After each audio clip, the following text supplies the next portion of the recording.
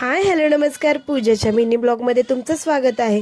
आज म्हटलं सगळी कामं पटापटा उरकली पाहिजेत, कारण का आज वटपौर्णिमा आहे आणि त्यात मला उपवास होता.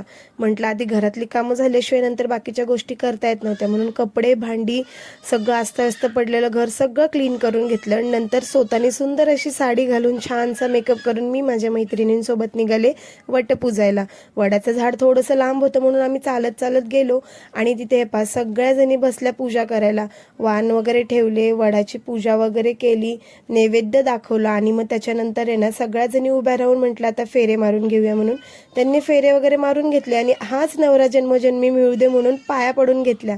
घरी आल्यानंतर जरा आम्ही दोघींनी गणपतीच्या मंदिरात जाऊन आलो. आम्ही एकमेकीला हळदी कुंकू घेतलं, सौभाग्याचं लेणं लावून घेतलं आणि जरा झोप घेऊन संध्याकाळी परत मी निघाले बर्थडे पार्टीला.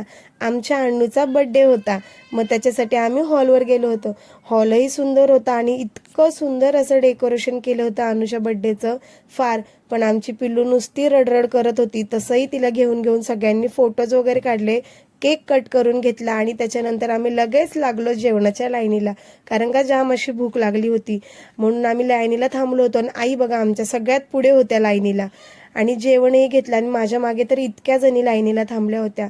मग मी माझं स्वतःचं ताट वाढून घेतलं. बुफे होता, सुंदर असं जेवण होतं, जेवण वगैरे केलं. असा गेला माझा दिवस.